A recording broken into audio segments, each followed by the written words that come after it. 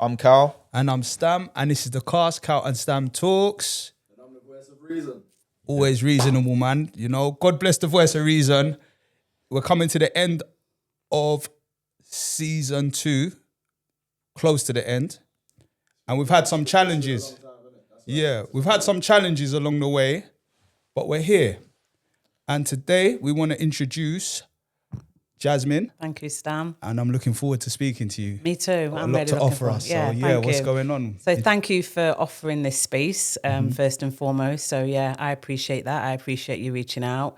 So my name's Jasmin. I work for local government. So I do lots of different things really. And I've got a career and a historical kind of background in working with vulnerable families and vulnerable children as well. So I'm an educator. I'm trained in counselling. I'm a coach. I've worked with pregnant teenagers, teenage mothers, children in care. So predominantly kind of I come from a background where it's about supporting vulnerable families, vulnerable young people and children, really kind of to equip them with the skills and support that they need to kind of transition through life. Okay. First and foremost, I want to say you're looking fabulous. Thank I you. noticed the attire. It looks very, very fabulous. Thank you. I just had to, Thanks. and you're matching. Yeah. Big up your husband. Husband, yeah. He's there. Down as well. Yeah. Big up. So, right. So, when we initially had a video call, what stood out to me, I think I mentioned this, you said you work in like the early intervention kind of space, yeah. I myself went through the early intervention service and it was a great help. So I don't know, if do you want to maybe just start there, what it is, because this platform is about helping people and getting people into, get exposing the help that people need. And it's a help that I've received. So maybe, did you want to say something, Carl? Just before even we get into that, I think obviously you're representing a We Are Strength. So Absolutely. the question is, what is We Are Strength? Just before we get into all of the interventions thank you. and stuff like that. So I created We Are Strength because through my career and the things that I've done, a lot of the things that I've experienced and witnessed, and also gone through personally as well, is that people go through lots of challenges, emotional challenges, and particularly people who look like me and who look like you, so people of colour, right? Yeah. And we don't often reach for the support that we need in order to become emotionally well and to thrive.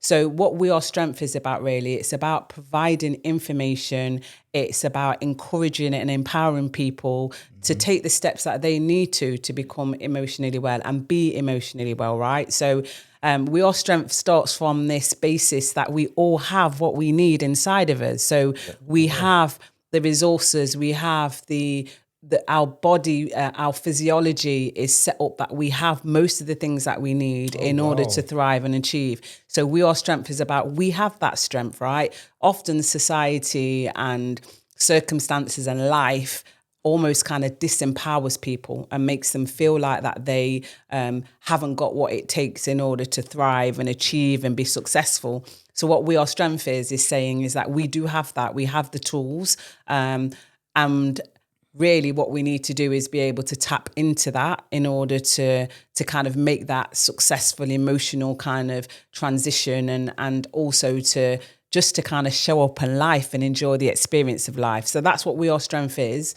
It really is, I've created it because I feel like there are services and early intervention support is very Eurocentric, right? So a lot of things that we see is very focused or written in a way which is for a particular audience. So there is a lack of things that look like me and look like you. So for Black people specifically, right? So the mental health services, support services, a lot of that stuff is very Eurocentric. So it doesn't tap into our culture and who we are as people and some of our dynamics. So We Are Strength, when you go on the website, you will see it has got lots of Black imagery on there, examples relating to Black people, because I think when people see themselves, they can relate more to it. When it's just like with children and young people when they're growing up, children tend to do well when they see people who represent them, who look like them. And we aren't no different as adults. When we see people in spaces and doing things and we see us in that space, then we are more inclined to believe that we can do it and that, you know, it reflects us and people are more embracing and accepting of that. So We Are Strength is really about, this is about us and this is a space for us to be able to thrive and develop. And it's not to say that people who are not Black are not included in that. It's just written from a culturally specific lens. Yeah, okay. So can you give me an example of something common, a lot, maybe go leading up to the point where you formed We Are Strength? What was a common thing that kind of got like really got under your skin or bothered you, where you say it was Eurocentric? And can you give us like a parallel example of something that you've set up to kind of combat that? Yeah. It might be a bit of a broad question, Yeah. but I was suppose there a common thing? Yeah, I think there is always. So always as we go about our daily lives, and I'm sure you guys will see it too, is, you know, if you are accessing talking therapy, often the talking therapist is white, sometimes male, so they're not represented. If you speak to people for support, professional support, when you go into that space, it's not often people that look like us. I think the thing that really, really encouraged me is I was seeing a lot and understanding a lot that as people of colour, Black people don't tend to access the support that they need early enough. So you mentioned before kind of like my platform and my principle is about early intervention. So my grandma always used to say to me kind of like prevention is better than cure. And I say that all of the time, right? So, you know, we need to try and prevent ourselves kind of getting unwell, or if we see the signs of becoming unwell emotionally, then what we need to do is do the things now to prevent it from escalating. So I think the thing for me was, there are so many people personally and professionally that I'm seeing and witnessing who are 1 minute they're okay and then you can see they're becoming unwell. And at what point do we as a community intervene to kind of put our hands in to stop it from getting worse, and remove some of that stigma that is there as well within our community too. So I think the push for me to do this is, you know, I want to be able to support people to say we all get unwell emotionally. We all experience times in our life when we are low. We will all experience times in our life when we are wobbly and you know, we are struggling to kind of navigate stuff. Don't leave it for it to get worse and worse and worse until you need specialist help and services. There are lots of things that we can do now to kind of prevent that from happening. So I think personally and professionally, I was in that space where I was seeing a lot of people who look like me who are becoming very unwell. And then sometimes in our community, it's kind of like, you know, they're mad or they're whatever, which is such an unhealthy approach. And it stops people from accessing the support that they need or saying, I need help, you know. They don't want to even be classed as mad or like an outcast. Also, so in regards to emotionally well and emotionally unwell, so you said people should get the help before it's too late or gets severe. So what would be some things for like the viewers, like signs that you are getting emotionally unwell, just so people can like if you say it now and people are like, oh, do you know what, that does sound a bit like me, so let me go and get the help now before it gets worse. So what would you say are some signs or symptoms of someone getting emotionally unwell? I think a lot of us will have had this happen. So we wake up and we don't feel in a good mood, or we feel upset and angry or frustrated or anxious, and we don't know what we're upset and anxious and angry about, right? So we think there isn't anything that's happened for us to kind of feel that way. So that ruminating. So when you are kind of keep thinking about the same problem over and over again, and you just keep thinking about, you know, sit there wondering, and when you're not worrying, you're worrying about why you're not worrying, right? So it's kind of like that rumination. The mind is constantly going around worrying about something that actually hasn't reached you yet. You know, it's something that is in the future, it's not even here, or it's something that's gone. So it's something that was in our past, it's not here now, but we are ruminating on it as if it's still here. So we're living in the past, right? So we're worried about things that have gone or things that aren't even here yet. So we're not even in that present. Would that be like anxiety, would you say? Yeah, anxiousness. I think fear. A lot of us have fear. I know me personally, for example, and I wrote a blog, which is on my, I write a lot. I really enjoy writing. So I wrote an insight on my website, which is around some of the things that I struggle with. So I love to walk. So I find it very therapeutic kind of walking. And that is the way that I get into my creative zone. That is the way that I kind of ground myself and prepare myself. Like walking for me is my thing. I love that. So let me just jump in. You see, if you're walking, do you have a set schedule for your walking, or do you go by, you know what, I feel a bit off, let me go for a walk, or work was stressful today or this week, let me go for a walk? How do you... with your walking? There is no particular scheme or plan that I have at all. So I walk when I have the opportunity to walk. Okay. So sometimes I work from home. So if I'm working from home and time permits between meetings, then I'll just go out and I'll just go for a walk around the area. I do yoga. So when I go yoga, I will sometimes finish yoga, and then there's a park not far from where we are, and we will walk. I will walk around there.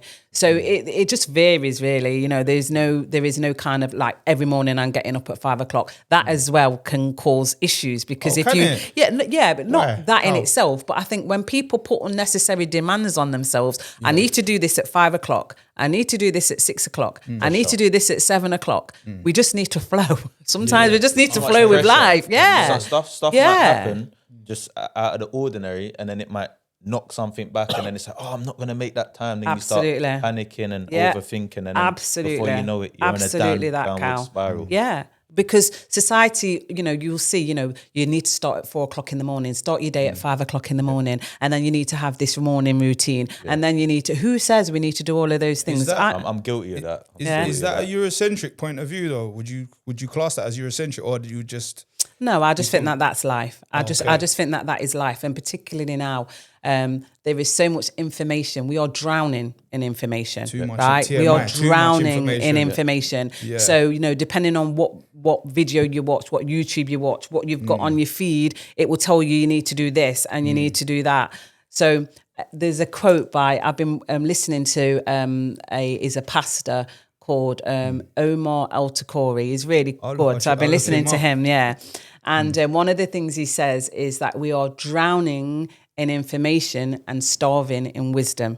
And I think that is such a pertinent thing. Just because you have all of this information of what you need to do doesn't mean that it's wise. It doesn't mean that it's words of wisdom. You've got to pick the sense from the nonsense, right? You've got to do you. Yeah, what works for you, I suppose. Absolutely. Someone's day is different to your day. We work the same 24 hours, but we have different stuff to do. Absolutely. So sometimes I'm up, aren't I, until like 2 o'clock in the morning.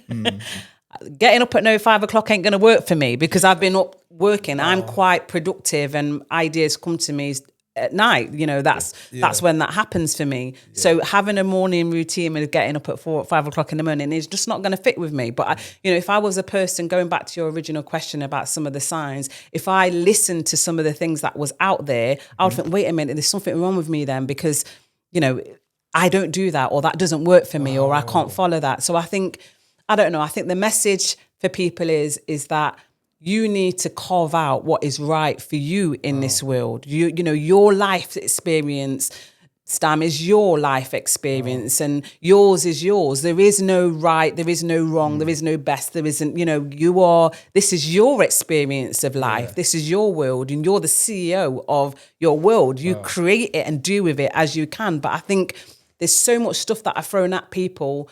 People can't pick the sense from the nonsense. And tomorrow I'm this, next week I'm that. They watch this YouTube video, and then, they're on this health thing. And it can be quite, I think a lot of that sign is, I don't really know who I am. If the wind blows this way, we go that way. If the wind blows that way, we go that way. Kind of like blind leading the blind a little bit. Yeah, absolutely. There's an element of that too. I think a lot of people are trying to turn their opinions into facts, I feel, as well, on the internet. Well, everyone who says something hasn't really got a message. And in this social media era, everyone's just trying to get attention, and everyone's trying to sound clever and sound good. Yeah. So it's important to be able to discern and take a lot of things with a pinch of salt, I say. Yeah. But what I want to pick up on is the word. What did you? Is it emotional intelligence? Did you say, or did you say emotion? So we always hear mental health, but I noticed that you say emotional. Can you tell us the difference, or because I've never heard anyone lead from that standpoint? Yeah, they're just words, I think. I think that's the first thing, and I don't want us to get hung up on words. And I think so. We have physical wealth and health, and we have mental health and wealth. Our biology, our physical being, and our mental well-being. But part of that mental well-being is emotions. That's what runs things mentally, right? Is how you feel, your emotions, right? So, for example, you may feel angry and be caught up in that anger. That will have an impact on your mental wellness because you are in a state of anger. You may be in a state of fear, paranoia. All of these things are emotions. That's what they are. So so when I refer to emotional wellness, what I'm referring to, it's about understanding where you are emotionally, right? So if I feel frustrated today, I feel really frustrated. I'm acknowledging. There's a saying, it says, "Name it to tame it," right? So I acknowledge that today I feel really frustrated, or I feel really angry at what you've said or what you've did. I'm acknowledging my emotions. Denying your emotions, trying to suppress your emotions. Those are some of the things that can make people become emotionally unwell, right? So when I refer to emotional wellness, it is kind of synonymous with mental wellness as well, mental health.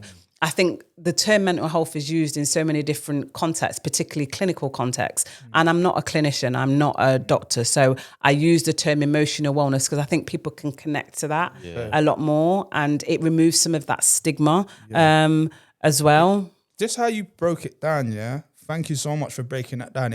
Because this term mental health, it can almost get a bit, like you said, is that word is linked to like the clinical world. And the average person isn't clinical, like that's a specialist maybe subject that you would have studied. So to just put it in simple terms, you just feeling off in the morning, you just feeling maybe angry or sad. That is helpful to the viewer to know that, what, this is maybe mental health, or my mind is feeling, just because I might be feeling not happy or sad. So I think it's important as an identifier for people to know that, because it's not common for people to put it like that. To put that, if I'm feeling off, this is a indicator that I might need to speak to someone or do something to, So it's important. It makes sense even suppressing it, because when you think about it, like some people always bottle up something, and then they just lose it. And that's where probably it even comes from, because you just bottled it up and then you just can't take it anymore. So I totally get that. Are you aware of kind of the nervous system and how the nervous system works? I've been talking with a coach, and he's been taking me through. Because I think in terms of the nervous system, and I'm not a scientist by any shape or means, but I love learning, and I love reading, and I love researching, and I don't take one thing and accept it as the truth. So part of my researching and what I do is I look for lots of different counter arguments to understand things and then form my own opinion. And I think we're not good at that as people neither. As we take what one person says and we take it as gospel and take it as truth without exploring the things ourselves, right? So how the nervous system works is that we have an autonomic nervous system. So that means it's automatic. So our body naturally, our physiology is amazing. So we don't have to do anything for us to physically heal. You know that, right? So if you cut yourself, Stan, your blood clots on its own. It doesn't need you to do anything. So it clots on its own. The skin heals. Has its own intelligence. Absolutely. So it's called there's two different systems in the autonomic nervous system. There's a sympathetic system and there's a parasympathetic system, right? So the sympathetic system is around what your body does to protect itself if you are in a state of danger or fear. Fight or So flight. that's you get more exactly what it adrenaline is. when that Yeah, happens. absolutely. Okay. So your pupils dilate. So that means it will take in more light because you want to see what the threat is around you. Your heartbeat speeds so up. more blood. Your blood will rush to different parts of the body, So you can sharpen up, so you can react run. a bit, yeah. So in order to do that, it has to conserve energy in other ways. So your excuse me. digestive system, for example, that stops. So when you are hungry. in fight and flight mode, because to digest takes so much energy, like it takes a lot of energy. So when your sympathetic nervous system is working, your digestion stops. There's certain things that stops. Saliva in your mouth. This is why people say you get dry mouth when you're in fear, because all of that stops. Because what the body is doing is saying, I'm checking out. There's danger here. We need to protect you. So I'm stopping all of the energy going there, and I'm pumping all the energy to your muscles. Protect myself or get away from danger. Fight or Exactly. flight. Yeah. We don't have to do anything to enable that to happen. The body is so amazing that happens on its own, right? In a similar vein, we have the parasympathetic nervous system, which works in opposite to the sympathetic. So that balances it, right? So the parasympathetic nervous system is when our heart rate slows down, our pupils kind of constrict. That's telling our body we're safe now. We're all right now. Yeah. You don't need to worry now. So your digestion starts to kick back in, and the adrenaline kind of comes down. So it works to balance that autonomic nervous system, right? Yeah. So I say all of that to say that happens naturally. You don't have to do anything for that to happen. I don't need to do anything to happen. In terms of our physiology, that happens naturally. Right. We can use those tools to engage it in order to emotionally heal too, right? So we can use those that happens automatically for our physiology, but it doesn't automatically happen for our emotional wellness. But we can engage it. We can use those tools, right? To also emotionally make ourselves feel better and feel well. So some of the examples might be like what I do. I'm really into meditation and I'm really into yoga. What that does is that provides the cortisol. It reduces the cortisol, the stress. It activates the parasympathetic. Absolutely, yeah. Okay. Activates and engages the parasympathetic nervous system. You can actively say, you know what, I'm feeling a bit on edge. Let me counter that by going to do a bit of meditation. Absolutely, walk, or whatever, something to just calm. Bring yourself, calm yourself Absolutely. down. Mindfulness. Wow. Mindfulness, I got that book, the mindfulness book. Yeah, Okay, so I'm training in that, right? So I'm very into mindfulness. I'm very into meditation. Breathing. I'm very into yoga. I'm not kind of mastering the breathing techniques yet. I'm doing one thing, but that is my thing. Because I think we can do that, pausing and just being with yourself.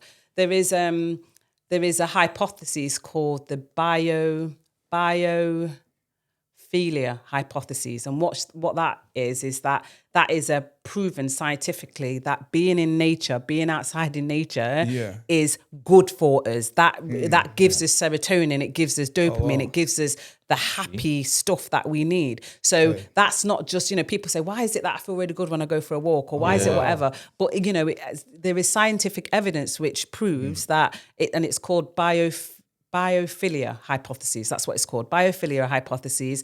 And those are the things that we need. So what I'm saying is it's there.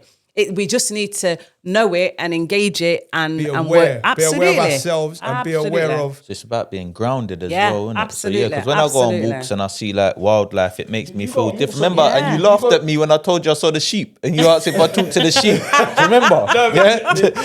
You know why though? Because in our group chat, he's always bantering me, he's always winding me up. So I just took the opportunity. Yeah. So I like going on walks, and it just helps. I think even thoughts around this whole podcast and how it even started, it was from just going on walks, and I just had ideas, and then we all spoke and then put it into practice. Is that where you get a lot of your good ideas? Cause just going on walks, literally. I just feel like where we're from, I feel like it's just so enclosed.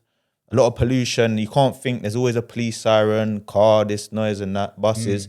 When you go into the woods or in the greenery, you just can you can just lose yourself. Absolutely. Literally, you ain't got to think about anything. Like that environment is more conducive for like more positive thoughts and positive thinking. Scientifically proven to be. Yeah. Oh, wow. Absolutely. That's not just somebody saying it. You say lose yourself, but you probably find yourself more. Yeah. Probably, because I'm so used to, probably I'll probably find myself. Yeah, to be fair. Sure. What's the reason? Do you go into nature at all? No, I mean it. I know, like. I'm outside. What does it? Man said I'm outside. No, I don't know if that's a good thing. Like. Yeah, no, I'm in nature. I know about nervous systems. I do a lot of all of that practice to just keep yourself calm and balance out and just find your center. Grounded.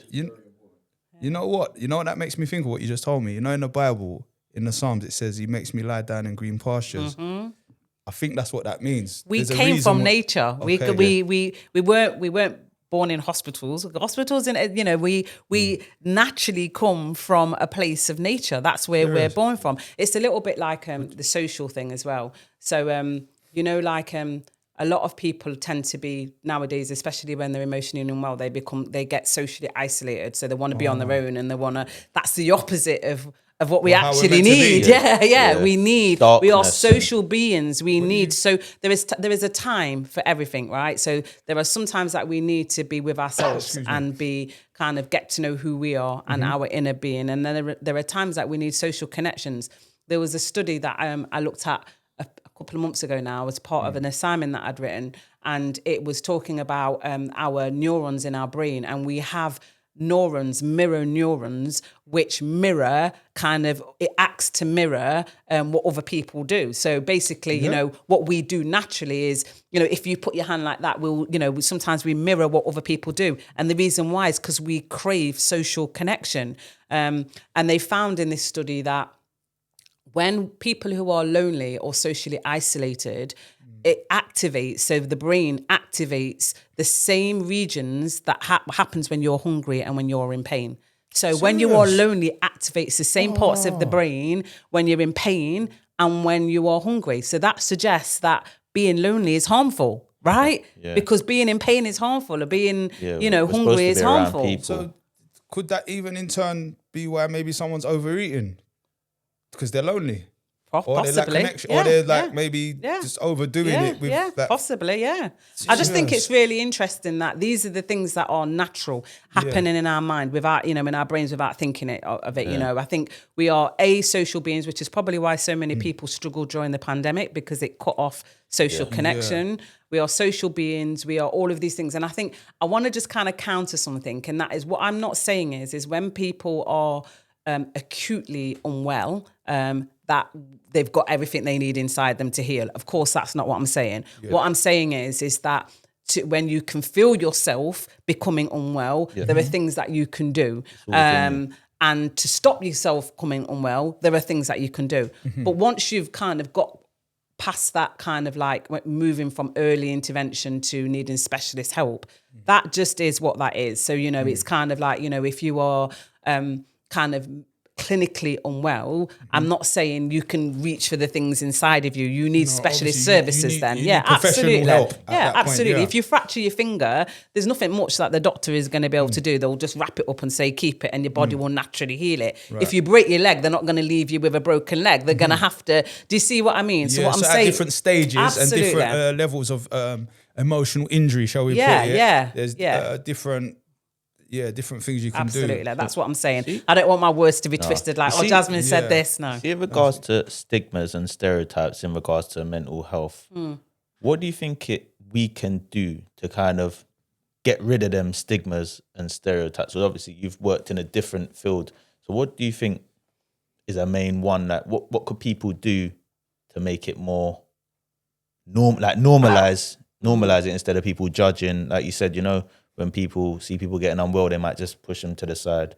So what do you think it is we can? I think we have to start from ourselves. I don't think we can control anybody as much as we might like to.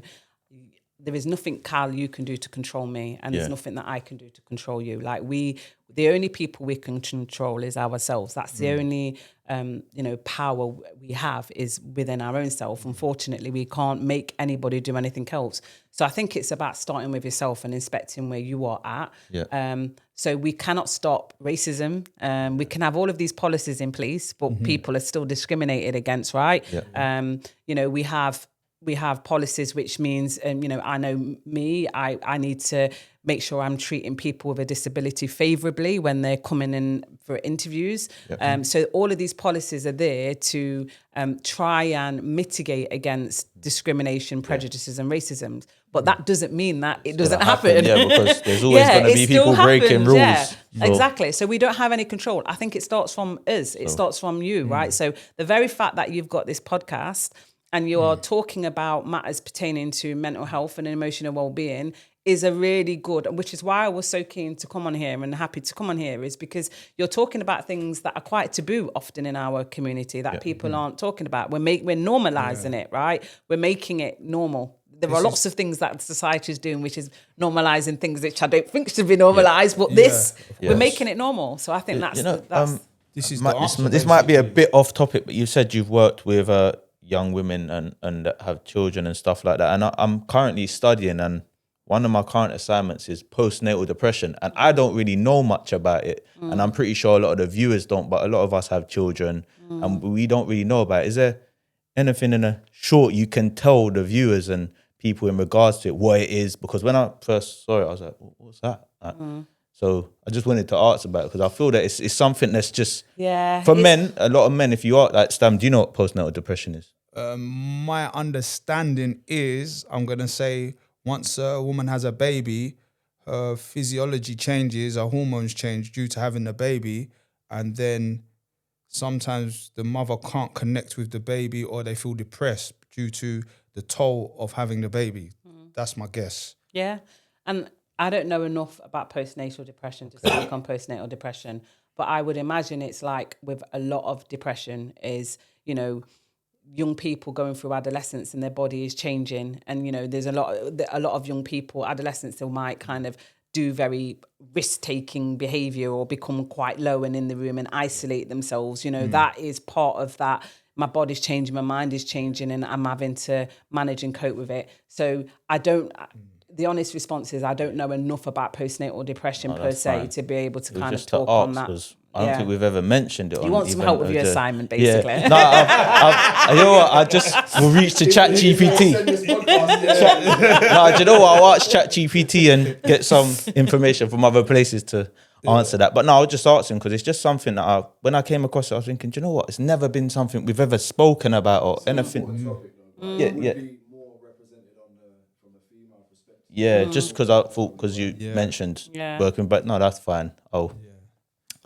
But yeah, go on, Stam. Yeah, so your service, I want to just make it we plain. Are strength. We are strength. Yeah, we are strength. So on a day-to-day, what does it do? And like how can someone access the help? And what help do you, I know you kind of went through what you do, but how can someone access the help? So We Are Strength, I've got a website, and on that website I provide lots of insights and information and resources and tools. So that's what's there at the moment. I'm still very new in this, so the site we only came into fruition in January. Awesome. So eventually I would like to kind of move into different spaces. As I said, I'm very into yoga, meditation, mindfulness. So I would like to do stuff around that because I'm a big believer that kind of yoga and meditation and mindfulness is a tool that people can use to support themselves to become emotionally well. Yeah. You do yoga? I've done yoga. Yeah. Pilates. Damn.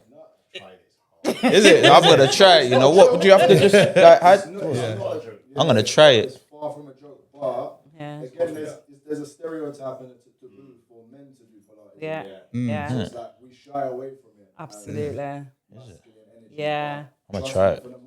It's really. Is it? Yeah. I can't really. It is. I might honestly. try it. And there's a book that I read by Van der Kolk, and basically what it's called The Body Keeps the Score. And basically, Body keeps the score. Yeah, so when you are emotionally or mentally unwell or you experience trauma, our bodies keep the score. So it's in our bodies. So it stores it? Yeah. So really? I say it holds it. So, I don't know, if you've ever been through any pain or heartbreak or anything and you feel it in your stomach, you go, ugh. Do you know what I mean? Do you know what I mean? It's not... What's that saying? You feel sick to your stomach? Yeah. So no appetite. Nobody's punched you, It's the emotion is physically, and that's quite similar to trauma. So when people go through trauma, that, you know, they often feel it physically in the body. And that's because the brain don't differentiate between physical pain and emotional pain. So sometimes we need to move our body. We need to kind of to like, release that energy. it builds up good kind of, you know, serotonin and dopamine, and kind of our brain waves are different. They said there's some research that was done that says that our cortisol, our front cortisol, thickens as a result of doing yoga and meditation. And because it thickens, what that means is that we're able to have more attention and focus, and we're not easily distracted and dissuaded. And, you know, we are more in tune with ourselves when we've got a thicker cortisol, when, you know, our cognition, our mental cortisol. Yeah, so that our brain, our front part of our brain, there was some research that was done that with monks and people who meditate regularly. So their brainwaves are different from people who don't meditate. Serious? And just being able to be, you know, I don't know, you know, I went through a period in my life where it was really hard for me to focus and be attentive about a particular thing. My mind was just always busy and full. Yeah. And through meditating and practicing yoga, it is a lot easier for me to engage my mind and take out the stuff which I think is rubbish and keep the things that I think is right for me.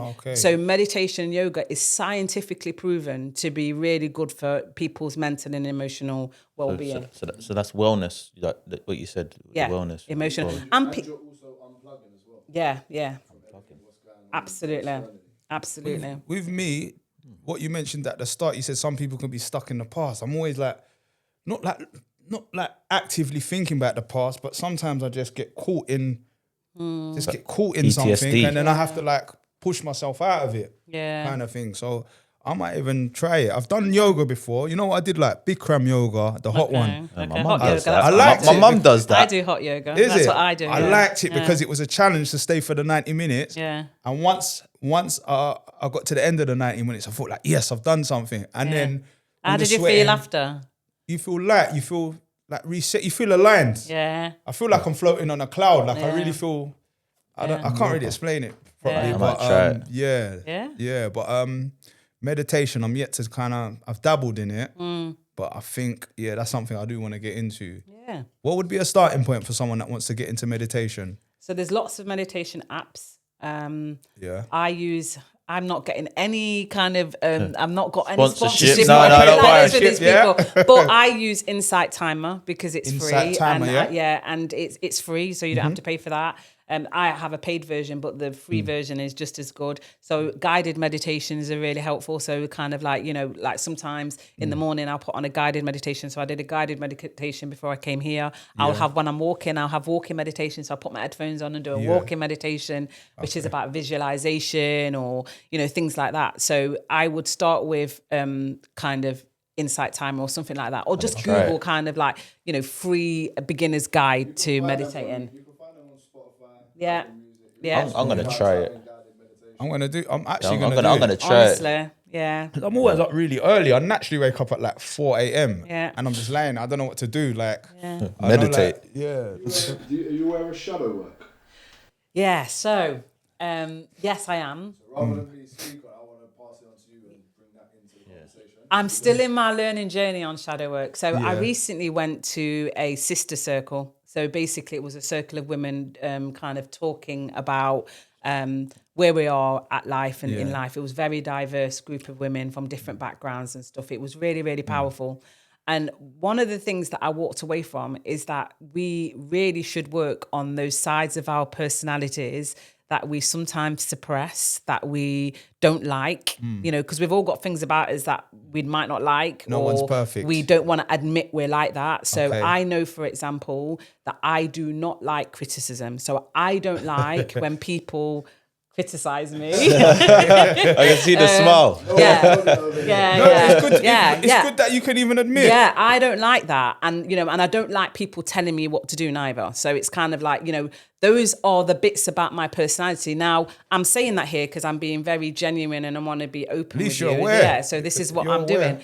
So shadow work is working on those things. It's acknowledging these things about your personality that you may not like. And some people might have darker things in their personality. And it's and being emotionally and mentally well is dealing with those things that are in the shadow, that are dark. And a lot of people are walking around with their eyes closed. They don't know who they are, the good, the bad, and the ugly. And for us to kind of live an optimal kind of life, and it's like, I think life is such a beautiful thing. Like the fact that we are here and we're experiencing life is amazing. You know, it is beautiful. We can see, we can talk, we can communicate, we can feel the breeze, we can, you know, life is a massive, beautiful experience, but a lot of people are walking around with their eyes closed and they're not experiencing life because they're worrying about what's gone in the past, they're worried about what's in the future, or they're too busy kind of suppressing who they are. So shadow work is about that, isn't it? It's about dealing with, doing the work to deal with those bits of our personality that we often suppress. So that is definitely my next thing to kind of delve into. Yeah, it's a thing that it's an uncharted territory for a lot of people, and I feel like therapy is one thing, emotional wellness is another thing, but understanding, I only bring that up because of what you just mentioned. What's that? No, I was just going to ask. I only bring that up because of what you just mentioned in terms of like past. Oh, okay. Yeah, because that's to do with shadow work. I had a session on Tuesday and I was I was going over a couple of things, and it's about being in tune with yourself. So for you, Stan, for argument's sake, if I'll do a little challenge on here. If you think of something, like Jasmin just stated, she hates criticism, right? Yeah. We all have things that attach to our past where we still have that same thought process about ourselves now. Okay. Shadow work is about doing that. That may have existed then. Yeah. But understanding that may not be the version of you now, so it doesn't necessarily attach to you. Yeah. So you can disconnect from it and change your mindset about yourself or your view of yourself or how other people view you. So from that experience of Jasmin saying she doesn't like criticism, what is something that you have experienced? I'd say so, like basically a character flaw that I've kind of. So when I was younger, I kind of used to get not bullied, but I noticed people would point out how I look. I used to have loads of spots. I used to be very self-conscious.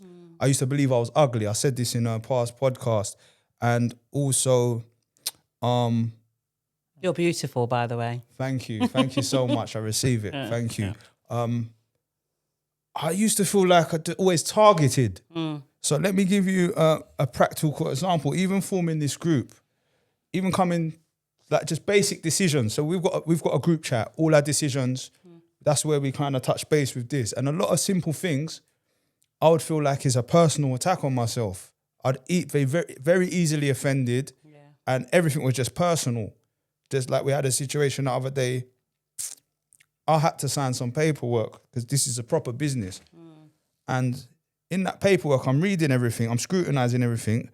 And in one part of my mind, I'm thinking this whole thing is written towards me. This is all about me, like attacking me. And then we were going backwards and forwards, we were deliberating. I was like, no, I want this changed, I want that changed. Because I all thought it was... So you thought it was written to address you? To oppress me. Yeah. And then a few days went past, and then I don't know, I think I came to myself. I don't know what state of mind I was in around then. And then I just came and I thought, you know what? Like, I'm actually being a bit difficult in this situation. And I realised this is that old thing, like always being bullied, always being attacked. My guard's always So now up. you were defending yourself. I was just in defence mode. I was just kind of suspicious, like, you know what I mean? So that's one thing about myself. I could be very suspicious. You know, there's a lot of black people who are like that because of lots of our experiences that we've gone through. You know, discrimination, racism, prejudice, microaggressions, all of those things can make people become quite defensive. So our upbringing, childhood, like you've pointed to, so you're not any different from a lot of people out there. Maybe, yeah. And sometimes I even see it maybe in my parents, and I think, have I inherited it? Like there's... Like I've even seen things that something can be passed through DNA genetically, some type of stresses and traumas. Oh, don't get me there. Don't get me there. There's a really good book by a Dr. Joy DeGruy called Post-Traumatic Slave Syndrome. So if you're readers, read Joy DeGruy, post-traumatic, because basically what that says is that our traumas are held in our genes, and sometimes it getting passed on from generation to generation. Epigenetics. I've seen a doctor called... Is it Dr. Frances Wellcrest Singh? I think her name is on YouTube. If you just type that in, a lady from America. I don't even know if she's still alive because the video looked quite old, and she was explaining that a lot of trauma has been passed down through slavery and stuff. So maybe that's where I've got it from. But yeah, that's my answer.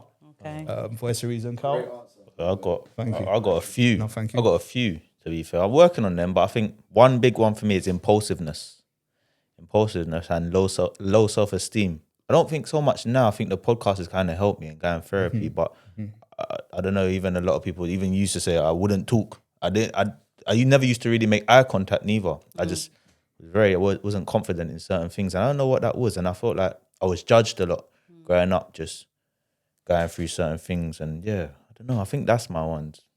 You know, when you say impulsive, do you mean just go and do things without thinking about it before? Yeah, definitely. Okay. Even if it's like for example, if me and Stam would argue, I'll just block him. Like straight and just delete his number. That's just me. I'm just like everyone says it. It's not good, but that was just me. I think it's just my coping mechanism. Just out of sight, out of mind. I ain't got to deal with it anymore. So if you look at both of those examples, sorry to cut you because I want to hear all of that. But if you look at both of those examples, you're fight and you're flat. In that scenario of if there's a challenge, you'll fight it and you'll flat. That's a good way to put it, you know, because it's like one disagreement we've had the disagreement in the group, whatever it may be. Then I'm for about 2 days. I'm trying to like reach out to this guy. Yo, I'm ringing him. Like I'm messaging I'm like, yo, I'm eager to just move forward. And he's like, I think, have I messed this up, kind of thing. And I'm feeling I just bad. Wouldn't answer the call. Yeah. I think he said something like he's trying to get a doctor's appointment with me or something like that because you can, literally. But that's one of them. But it does make sense to obviously acknowledge your flaws, I would say. Well, to be fair, so it does make sense. Depending on how dark they are, you may need support with that, right? Yeah. So, you know, some people have gone through some really traumatic things in their past, and it might be unsafe to just kind of make them resurface without having something to hold it. Yeah. Do you know what I mean? You know, what do you mean? So you may need therapy. Do you know what I mean? You know, regular therapy with a psychotherapist or a clinical practitioner, because people have been through some very dark things. People have been abused, sexually, physically, emotionally, and just to bring up the stuff that might be manifesting now can cause a lot of pain and sorrow and cause harm. So you need. It's not you shouldn't just bring things up and then think therapy would give them the healthy coping mechanisms, because I suppose people can then use they might use alcohol or drugs to deal with it, because it might be so they might want to run away from it, alcohol or whatever. Absolutely that. So absolutely. Totally. And the body works in a very similar way. Like if there's something wrong with you, if you've got an infection or whatever, we'll get inflammation, right? Inflammation, for those of you, my husband gets inflammation, don't you? So for those of you who have inflammation in the body, it is very, very painful. Like when your glands are inflamed or your back is inflamed, it's really painful, right? That is your body, though, protecting itself. That area. Yeah. So what it's doing is that I'm inflaming it because I'm sending a signal to say, blood, I need you to come here to treat this. Okay. I need all of the healing genes and chemicals to heal this. So that inflammation is part of healing, but it's very painful. Yeah. So right? It's kind of like an operating room is in service, kind of like saying like no one come in kind of thing. Yeah, that's exactly what it is. Like I've had inflammation now, when you have swollen glands and stuff like that. All of that is to do with healing. So if you take the physical and put it into kind of an emotional sense, then if you're dealing with things that are causing a lot of pain, sometimes it might look worse before, it might be very painful then in order to do the work on it. So I think you have to do shadow work depending on how dark and traumatic your history is. I think it is important that, you get specialist support and help sometimes to go through that journey. Yeah, that makes sense. You'll hear people say it all the time. This is just how I am. This is me. So they attach the old version of themselves to themselves now, and they can. Come a long way and change, but they just can't shake. Yeah. But for it's like them trying to normalize something, basically. Let me ask, for what reason do you think there's a stage you can get, maybe at age or a stage at life, when this is just you? Like, like there's a saying, you can't teach an old dog new trick. Do you think there's a point where like one can be just so hardened that you can't undo that? You think someone can literally just be set in their way? No, man. Everyone has feelings and emotions. It would just take. Can change, right? But length. Something has to change for you to change, basically. Okay. Like some people are more hard and resilient in certain ways. So some people might take years to change. Some people might take a week or months. But people can change, I suppose, because unless they're not human, because we all got feelings and emotions, innit? It just how deep whatever is. It's how the message is delivered. Because obviously, how we're talking now, this conversation's very, very free flowing. There's a lot of information. Everyone's open, basically. Yeah, it's not being rammed down your throat. This is what you need to do. It's just normal conversation about everything that people experience in life. People can take this, and when we chop it up, you're going to see that there's so many gems in what we're speaking about. It's natural for people to go through this, and someone who is not necessarily hard-headed, that's probably the wrong term, but someone who's so set in their ways, all it takes is for them to hear something and be like, hold on, I'm like that, but I think like this, and do you know what I mean? Like, it's got to connect. It's awareness, innit? It's normalizing something, innit? And getting rid of the stigmas. Okay, cool. What I want to cover though is you talking about things being Eurocentric, and then you want to you basically, how shall I put this? Let me just say it plain. How important is it to like have a black therapist or have black support? Let's just put it, because I think it's very important. Yeah, I think for some people, sorry, you carry on. No, because we had a guy here, K.A.S.T, big him up every time, and I asked him the same question, and he's a clinical person-centered counsellor, and he said overall he said it can matter, but it just depends on the case.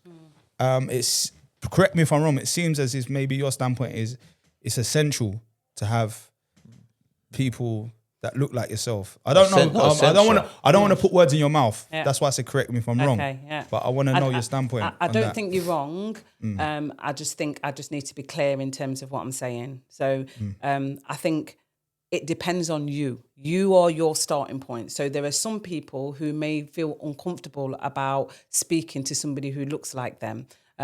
So, some people might not want to speak to a black therapist. Some people may not want to have a counsellor who is black because it may remind them of their past, or they may feel distrusting, and that is fine, right? Okay.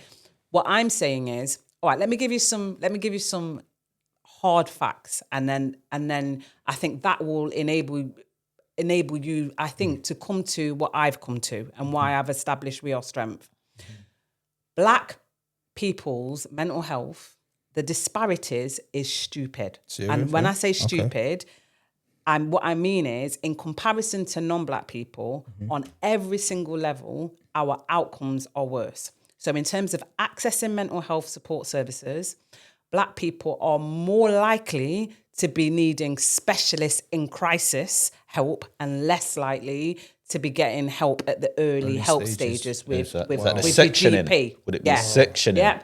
3 black men, so you guys are 3.5 times more likely to have a diagnosis of schizophrenia, right? Does that mean because we're more likely to be schizophrenic? I don't know. That begs the question. So that's the first facts. That's not Jasmin saying that. There was a study that was done. It was called by Lampard. When we're angry? Is it certain things to do with how we act when we angry and our body language? I think it's a combination of different things, I think. But I think the facts are what the facts are.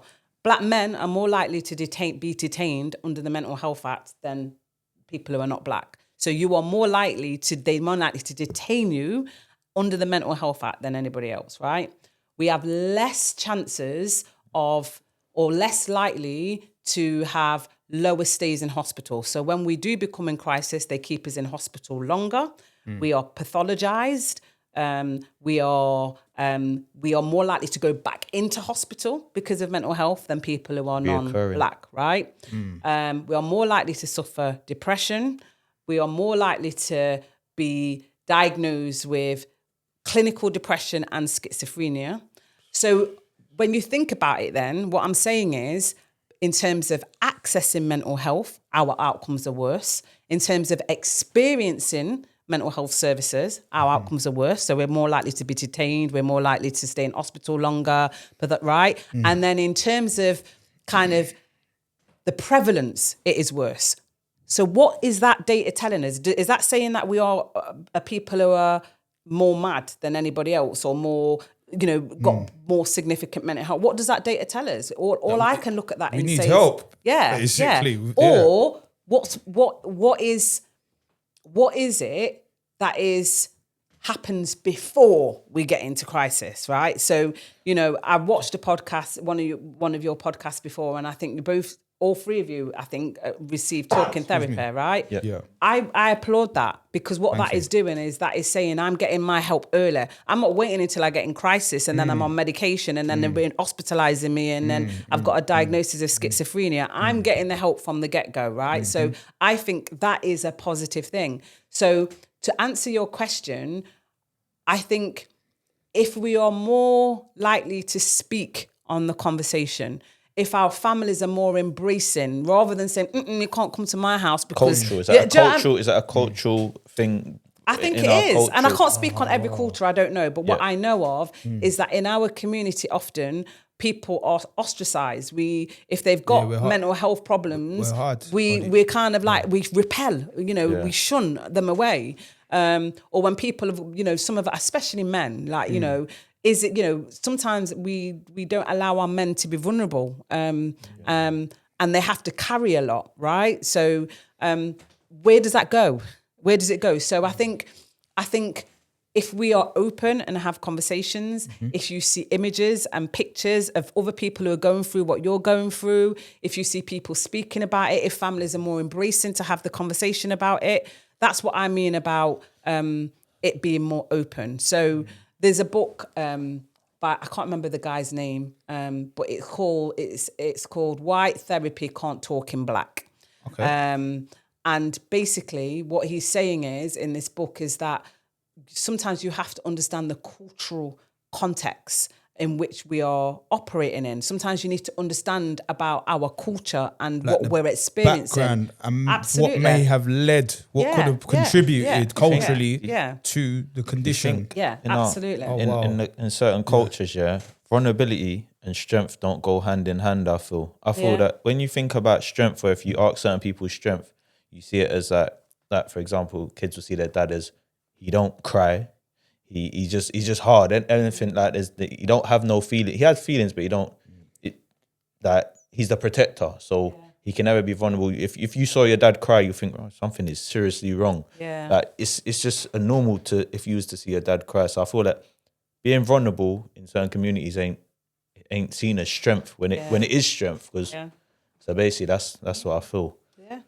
And the implications of that, sorry to interject, but there are implications of that. It's a bit, there's some, I think there was an inquiry, because Black women are more likely to die in childbirth than white women. And I think a lot of that comes from this view that Black women are strong, and Black women themselves often say, I'm a strong Black woman. And so when we're in pain and crying out in pain, they think, they're exaggerating, they can manage that. But actually it's a sign of something else going on. So that, how scary is that? What is it that is causing Black women to be more likely to die in childbirth than anybody else? Like these statistics point to stuff. And I'm not saying it's one thing. I think often it's a combination of a number of different things. One question is, what's an uncomfortable truth people need to hear? In my view, is that we have to do the work on ourselves. That is the uncomfortable truth. The problem isn't outside of us. We need to look, we have to look inside. Okay, cool. I agree. You know what, Jasmine? I agree that people need to do the work on themselves. And what I would say is, growing up, I saw the older generation blaming other other people, things, places, just always pointing the finger outwards. So are you just saying that there should be less blame game and look more within? I am saying that. I'm saying that the only people we've got control over is ourselves. Okay. And if we really want to thrive and experience this gift of life, then we need to be prepared to do the work on ourselves. Like Michael Jackson, what's the song? I'm starting with a Man in the Mirror. I'm asking him to change his ways. Okay, cool. And we got Michael. I've got a question for you. What does strength look like in 2026? I think the answer to the last question, doing the work on yourself. Doing the work on yourself. You have to do the work on yourself. We've got to open up our eyes, and we need to, there are so many things that we can do, which doesn't cost a lot of money. Speak to people, you know, people who are like-minded like you, who kind of, you can really kind of track with and who you can really get something from, access some of the tools that are available to you, kind of being with yourself, sit with yourself, limit the amount of rubbish that is on social media, limit that time, because we are only a product of what we take in, right? So if you bake a cake and you put rubbish ingredients in the cake, then the cake is not going to taste very good. And we are exactly the same. Whatever you put in to yourself, what information you're feeding yourself, what food you're feeding yourself, the things that you do always all reflect on how you then present and show up as a person. So put good things in. Okay, cool. Well, I think an hour wasn't enough. I could, honestly, we could have went for another hour because I feel like I've learned so much. Again, I just feel like like I was in a lesson. Like we're just scratching the surface. Yeah. Watch this back. Like, comment, subscribe. Just keep watching this episode. You will learn. Yeah, there's so much stuff, and do you know what? Want to appreciate. Thank you for coming down. We appreciate it. Thank you for inviting me. Genuinely, thank you for inviting me. It's been like you're just sitting there in your presence, your aura. You're a powerful person, and I think our community needs more teachers, like leaders, and people just to stand up and people just need to just being in your presence. I can tell you're educated, well versed, and you know what you're speaking about, and you speak what you know about, you know, and you got a lot to offer, and I think there's a lot of ignorance in not just our community, in society in general, and you know, with people like yourselves, we can start like. I don't know the right wording because I'm on the spot here, but there's a lot of ignorance, and you are someone that is clearly not ignorant. You know, I can take a lot from that. It makes me want to know more. You know, like you're referring to a lot of facts, a lot of studies, a lot of, you know what I mean. It's not it's not hearsay. It's not just your opinion. You're not really giving your opinion once, really. Your knowledge is admirable. Yeah, and basically. I think that's important. You know, our community hasn't got enough leaders, so I'll round it up. Yeah. Thank you so much, Jasmin. Thanks for having me, guys. How do people reach out to you? So go to my website, wearestrength.com. There's lots of stuff on there. I'm on social media as well. Instagram? So yeah, Instagram and Facebook. And what is the app for Instagram? I think it's We Are Strength 2025, I think. We'll get them. We'll put it in the bio.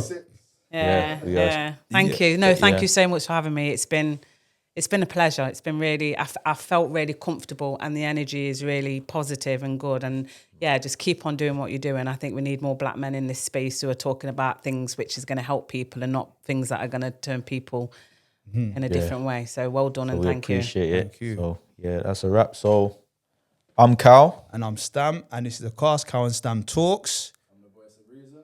And today we had the lovely Jasmin. I'm overwhelmed. And I'm grateful. I'm leaving this podcast today. I'm feeling grateful. I'm feeling light and inspired. Sorry, before I go, what's that book? You've got a book there. What is that? It's just my notebook. Oh, it's your notebook. Yeah. Okay. I was hoping you wrote a book. And then you was going to promote it. No, it's just my notebook. I just thought in case I needed to kind of refer to any factual stuff. Come prepared. I've got it in my book. I didn't need it because you guys kind of made me feel quite good to just flow. So I didn't need it. So you came ready for war. Yeah. Never war. Came for peace. All right, cool. Like, share, subscribe. Send this to your neighbor. Send this to your friend. Please, we need to get the word out there. We're growing. Yeah, literally, season 2 soon coming to an end. But yeah, like what Stam said. Also listen to it on Apple Music, Spotify. All the podcasts, Spotify's. And yeah, we've got much more to come. Big up.